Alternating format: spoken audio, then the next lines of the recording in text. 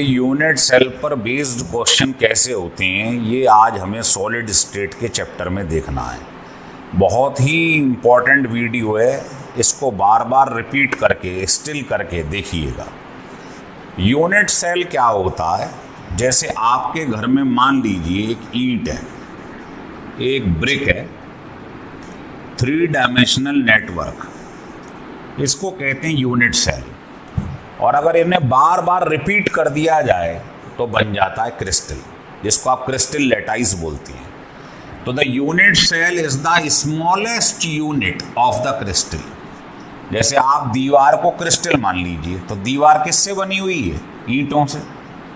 तो ये जो स्मॉलेस्ट यूनिट है पूरे क्रिस्टल की, उसको बोलते हैं यूनिट सेल। इसको बार बार रिपीट करते रहो तो दीवार मतलब क्रिस्टल लैटिस बन जाएगी।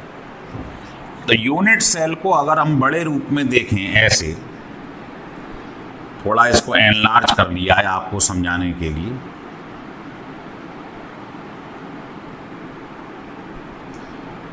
ऐसे बना दिया। ये 3 डायमेंशनल नेटवर्क जो है ये यूनिट सेल है। इसको हटा देता हूं। तो बेटे इसमें एक एक चीज को समझ लीजिए ढंग से जरा, है ना।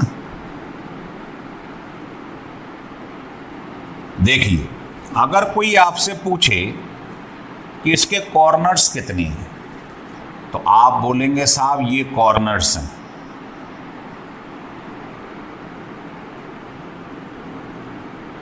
तो 8 तो इसके कॉर्नर्स हैं। तो यूनिट सेल के जो कॉर्नर्स हैं वो 8 हैं। एजेस कितनी हैं? तो ये कहलाती हैं एजेस। नंबर 1, 2, 3, 4, 5, 6, 7, 8, 9, है ना, 10, 11 हो गई। 11 और एक और होगी, देख लीजिए कोई मिस कर रहे हैं, ये रही 12। तो ये जो आप देख रहे हो, ये साइड जो होती हैं इनको बोलते हैं एजेस। ये एजेस है। तो आपसे कोई पूछे भाई एजेस कितनी है, एज सेंटर कितने हैं, तो आप कहोगे 12 है ना। अब आपसे कोई पूछे ये पूरी बॉडी है, यूनिट सेल है, इसका सेंटर क्या होगा बॉडी का? एक ही होगा। तो इसको बोलते हैं बॉडी सेंटर। तो बॉडी का सेंटर एक ही होगा। अगर आपसे कोई कहे कि इसके फेस कितने हैं, ढंग से देखिए, तो फेस इसका एक तो ये रहा,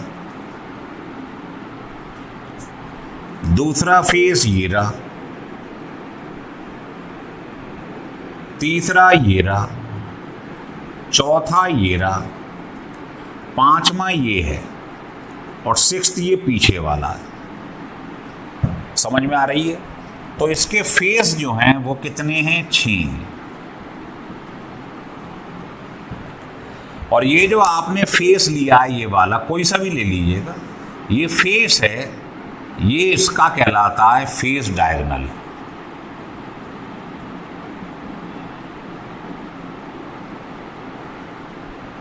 और ये जो बॉडी दिखाई दे रही है आपको, ये बॉडी का सेंटर है, ये बॉडी के कॉर्नर्स हैं।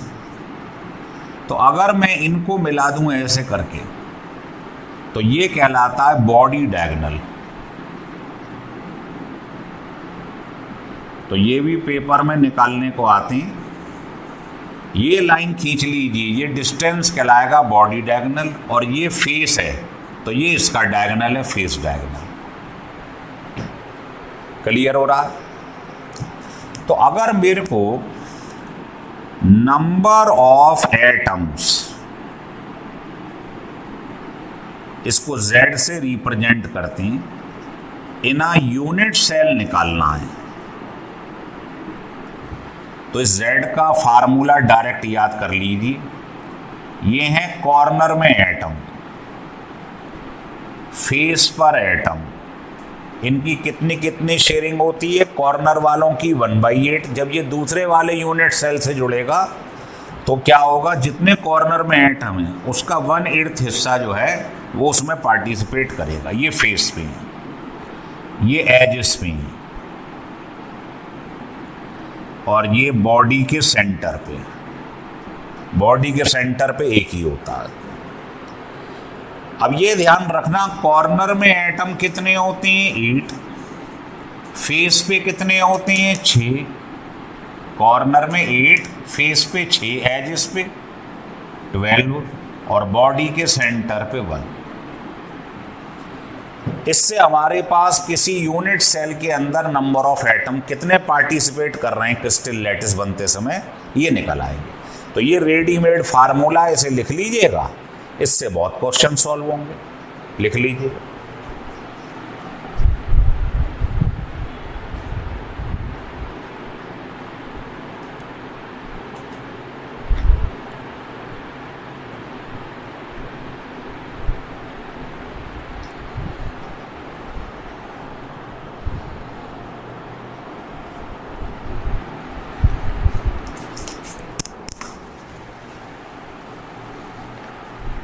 लिख लिया।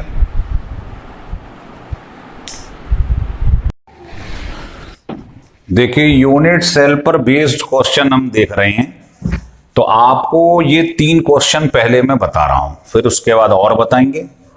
ये क्वेश्चन कह रहा है कि एक कंपाउंड है formed by element A and B in a unit cell, जिसमें ए एटम तो कॉर्नर में, ध्यान देना जरा, और बी एटम फेस के सेंटर पे। तो इन क्वेश्चनों को कैसे करते हैं देखिए। सॉल्यूशन 1, ए एटम जो हैं वो कॉर्नर में, तो कॉर्नर का फार्मूला होता है Nc इंटू 1/8। तो कॉर्नर पे कितने एटम होते हैं 8, A1 आ गया। और कह रहा है बी एटम जो है, बी एटम है फेस के सेंटर पे, तो उसका फार्मूला मैंने आपको ये बताया है। और फेस पर कितने एटम होते हैं 6। जो बच्चा ये फार्मूला याद कर लेगा ना, बस यूं समझो उसके लिए मजाक चल रहा है। आपको ये फार्मूला याद रखना है बस। कॉर्नर में कितने होते हैं 8, फेस पे 6, एजेस पे 12, बॉडी के सेंटर पे 1। बस ये याद रख लो। जैसे ए एटम कॉर्नर पे है तो आप कॉर्नर इंटू 1/8 लिख लो। बी वाले फेस पर हैं तो ये लिख लो, फेस पे कितने होते हैं 6। तो ए तो 1 आ गया, बी 3 आ गया, तो आपका आंसर आ गया AB3। ऐसे फार्मूला निकाला जाता है। A1 है, B3 है। हो रहा है क्लियर? चलिए लिख लीजिएगा। तो ये बहुत आसान क्वेश्चन था जो आपने करा, बस इसको याद रखना आप। अब क्वेश्चन सेकंड देखिए। क्वेश्चन सेकंड में कह रहा है 3 एलिमेंट हैं PQR। P वाला जो है वो कॉर्नर पे है, तो बताइए क्या फार्मूला लगाएंगे P के लिए। और कॉर्नर में कितने होते हैं 8, तो ये 1 आ गया। Q एटम जो है वो कह रहा है क्यूब के सेंटर पे, तो बताइए क्यूब का सेंटर मतलब बॉडी सेंटर, तो जो Q है वो बॉडी का सेंटर है, तो इसमें ये फार्मूला लगेगा। और बॉडी के सेंटर पे कितना होता है 1। और कह रहा है जो R है, R एटम, वो है एजेस पे, तो R के लिए एजेस वाला फार्मूला लगा दो। एजेस पे कितने होते हैं 12। तो देखिए P1 आ रहा है, Q1 आ रहा है और R3 आ रहा है, तो आपका आंसर जो है वो ये हो गया। पहले मैं हल्के हल्के सवाल बता रहा हूं, धीरे धीरे से अपग्रेड करेंगे हम। हो गया क्लियर? P कॉर्नर पे है, कॉर्नर पे 8 होती हैं, ये बॉडी के सेंटर पे 1 होता है, और ये एजेस पे एजेस 12 होती हैं। इसमें रखते जाओ, आंसर आता जाएगा। अब देखिए थर्ड क्वेश्चन। थर्ड क्वेश्चन में ये कह रहा है, ध्यान दें, कह रहा है एक यूनिट सेल था जिसमें ए एटम कॉर्नर पे थी और बी फेस के सेंटर पे थे, लेकिन यहां से ट्विस्टिंग चालू हुई है। कह रहा है जो कॉर्नर में ए एटम थे उसमें से 2 जो एटम है वो मिसिंग हो गए कॉर्नर से, तो बताइए ए जो एटम था, कॉर्नर का फार्मूला ये होता है। कॉर्नर में कितने होते हैं? 8, ये लिखा है। लेकिन 2 एटम मिस हो गए, माइनस कर दो, ये रह गया। लेकिन बी वाले एटम इंटैक्ट हैं। वो कहां पर है? बी वाले फेस के सेंटर पे। और फेस पे कितने होते हैं? 6। तो ए आ रहा है 3/4, बी आ रहा है 3, यहां लिख लो। ए 3/4 और बी आ रहा है 3। इसे काट दीजिए, क्रॉस मल्टीप्लाई कर दो, तो आपका आंसर जो है वो ये आ जाएगा। मतलब समझ गए आप? कॉर्नर पे 8 होते हैं देखिए, लेकिन 2 जो हैं वो मिसिंग हो गए, तो 2 माइनस कर दो इसमें से। बस सिंपल सवाल है। हो गए तीनों क्वेश्चन क्लियर? लिख लीजिएगा।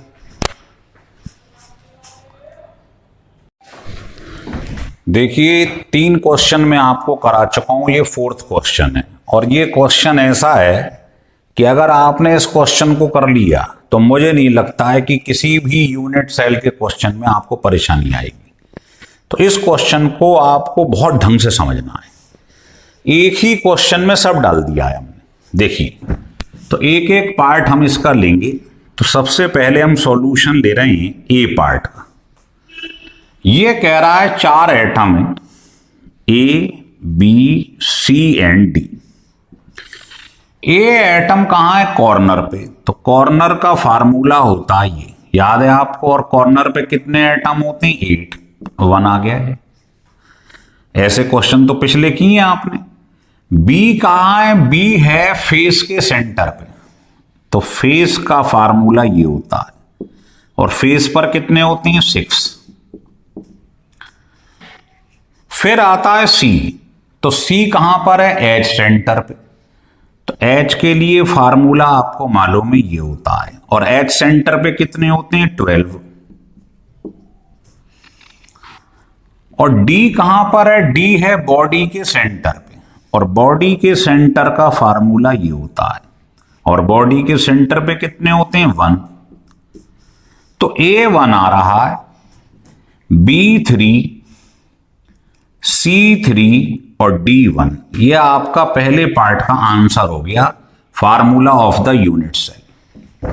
जैसे पिछले क्वेश्चन करे हैं आपने। ये तो सिंपल पार्ट है, इसमें कोई कलाकारी नहीं है, लिख लीजिएगा।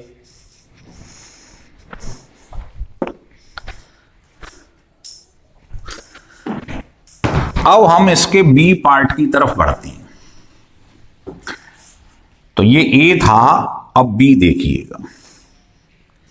बी पार्ट में कह रहा है if all atom along an edge, ध्यान देना जरा, जो एज है उसमें से सारे एटम अगर रिमूव कर दिए जाएं, तो आप ढंग से देखिए, जब आप इसे बनाते हैं यूनिट सेल को, तो ये इसकी एक एज कहलाती है, और हर कॉर्नर पे एक एक एटम होता है, और एज के सेंटर वाला एटम कहलाता है, ये होता है एज सेंटर, और ये कहलाते हैं कॉर्नर के।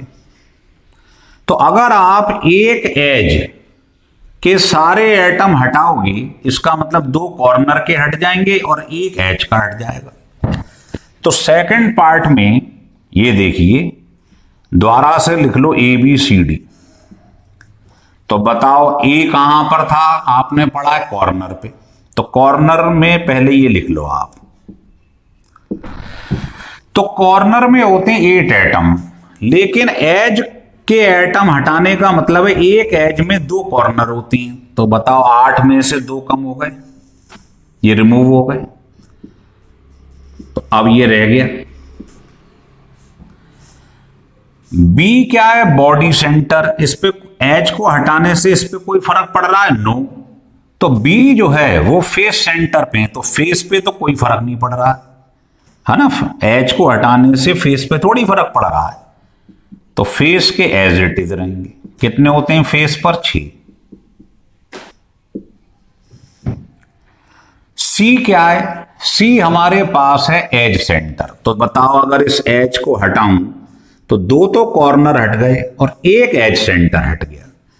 तो बताइए सी एच पर है, तो एच पर होते हैं 12, लेकिन इसको हटाने पर एच को एक एच सेंटर कम हो गया, तो 11 रह गए। तो ये हो गया 11/4। डी कितना है? डी कहां पर है? बॉडी के सेंटर पे। तो बताओ इसको हटाने से इस पर कोई इफेक्ट पड़ा? नो। तो बॉडी के सेंटर पे क्या होता है? 1, तो ये 1 ही रहा। तो ये चारों के बारे में निकल आया, फार्मूला निकाल लो आप। ये ए बी सी डी। ए कितना है? 3/4। बी कितना है? 3। सी 11/4 और ये है 1। 4 आप क्या करेंगे? इसका एलसीएम ले लें आप। तो ये कितना आ जाएगा? 3। ये कितना आ जाएगा? 12। ये कितना आ जाएगा? 11। और ये कितना आ जाएगा? यहां लिख लो 4। तो आपका जो आंसर आएगा वो आएगा A3, B12, C11 और D4। ये सेकंड पार्ट का आंसर आ जाएगा। हो गया क्लियर? उसने कहा था हमसे कि हमने क्या करा है, बी में एक एज हटा दिए। एज हटाने का मतलब है दो कॉर्नर हट जाएंगे और एक एज सेंटर हट जाएगा। तो कॉर्नर 2 कम हो जाएंगे और एज 1 कम हो जाएगी, बाकी एज इट इज रहेगा। हो गया क्लियर?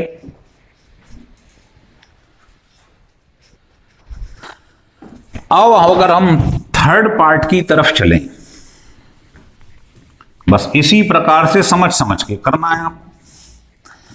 अगर हम इसके सी पार्ट की तरफ चलें, तो सी पार्ट में हमसे क्या कह रहा है कि अगर मैं 25% ए कम कर दूं, ए मींस कॉर्नर, तो अब फिर दोबारा से ए बी सी डी लिख लो। ए कहां था? कॉर्नर में था। बी कहां पर था? फेस सेंटर पे था। पहले तो ये लिख लिया करो जल्दी से।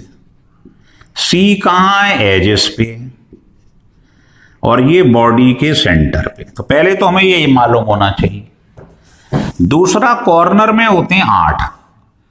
अब 8 में से वो कह रहा है कि 25% ए रिमूव कर दिया। तो बताइए 8 का 25% कितना हो गया? 2। तो ये रिमूव हो गया।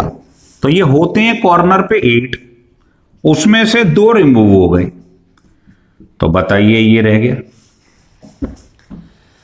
बी में कह रहा है 50% रिमूव हो गया। तो बी क्या है? Face centre. फेस पे कितने होते हैं? 6, उसमें से 50% रिमूव हो गया, 3 बचा। मतलब 3 रिमूव हो गए 6 में से, है ना? 3 रिमूव हो गए। और कह रहा है सी जो है, सी क्या था? एज सेंटर, वो 75% रिमूव हो गया है। तो एजेस पे कितने होते हैं? 12, उसका 75% जो है वो रिमूव हो गया है ना? तो इसको आप सॉल्व कर लो। ये हो गया 3/4, 9 आ गया। इतने रिमूव हो गए, तो 12 होते हैं और 9 रिमूव हो गए। और बॉडी वाले पे कह रहा कोई फर्क नहीं पड़ा है, वो एज इट इज है 1।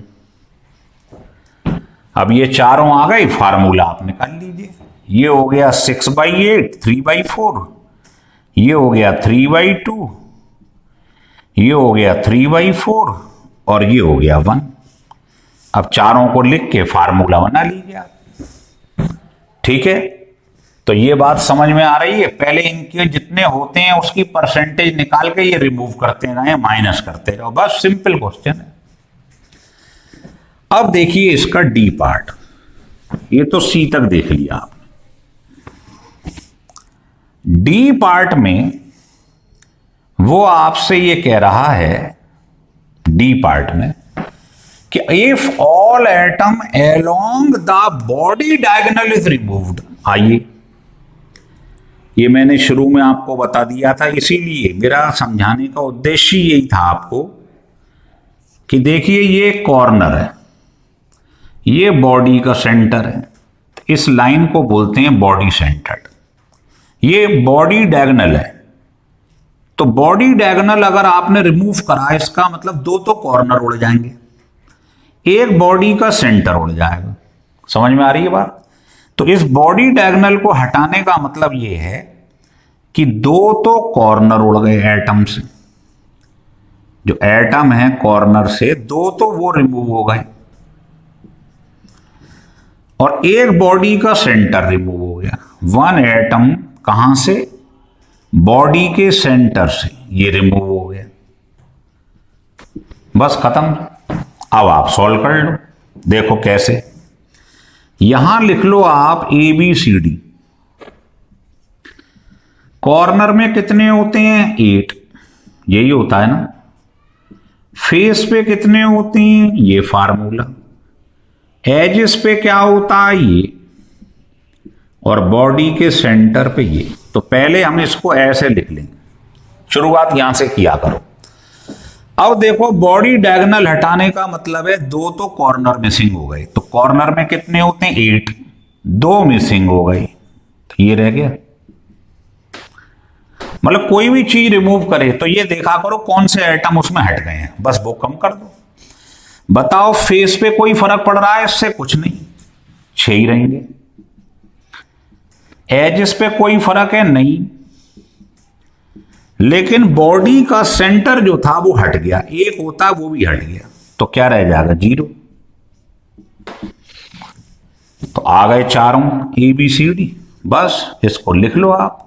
वो हो गया 3/4, B हो गया 3, C हो गया 3, और ये हो गया 0। मतलब ये तो बचा ही नहीं, एक था वो भी रिमूव हो गया, तो ABC के टर्म्स में आ गया। 4 आप ले लें LCM, तो ये आ जाएगा आंसर। ये आ जाएगा 3, ये 12, ये 12।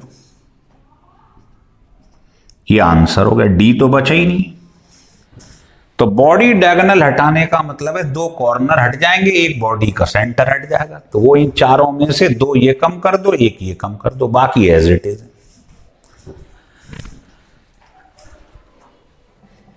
हो गया क्लियर? अब हम इसका लास्ट पार्ट देखेंगे, E। देखिए, इस क्वेश्चन को अगर आप ढंग से लिख लें तो सब काम हो जाएगा। देखिए, ई पार्ट में कह रहा है अगर मैं all the atom present on the one face is removed. बताइए, जब आप ये फेस बनाती हैं ऐसे करके, इसको रिमूव करेंगे तो इसमें क्या क्या रिमूव होगा, जरा ये देखो। 4 तो कॉर्नर हट जाएंगे, ये क्या कहलाते हैं? Edge centre. तो फेस रिमूव करने पर 4 तो कॉर्नर चले गए, 4 एजेस चली गई, और एक चला गया फेस का सेंटर। तो आपको ध्यान रखना है, 4 कॉर्नर, 4 एज सेंटर और एक फेस सेंटर। यहां से ये एटम कम हो जाएंगे फेस को हटाते। तो बस अब आप जानते हैं अब क्या, तो मजाक है आपके लिए। बताइए, ये क्या है? कॉर्नर। ये क्या था? Face centre. ये एजेस और ये बॉडी का सेंटर। तो कॉर्नर में होते हैं 8, लेकिन फेस को हटाने पे ये 4 हट गए, तो 4 कम कर दो। फेस पे आप देखो, अगर मैं फेस को हटा रहा हूं तो एक फेस का सेंटर कम हो गया। फेस पे कितने होते हैं? 6, एक कम हो गया। एजेस कितनी कम हो गई? ये एजेस के सेंटर है, 4 एज कम हो गई, तो एजेस होती हैं 12, 4 कम हो गई। और बॉडी के सेंटर पे कोई फर्क नहीं पड़ रहा है, वो एज इट इज है।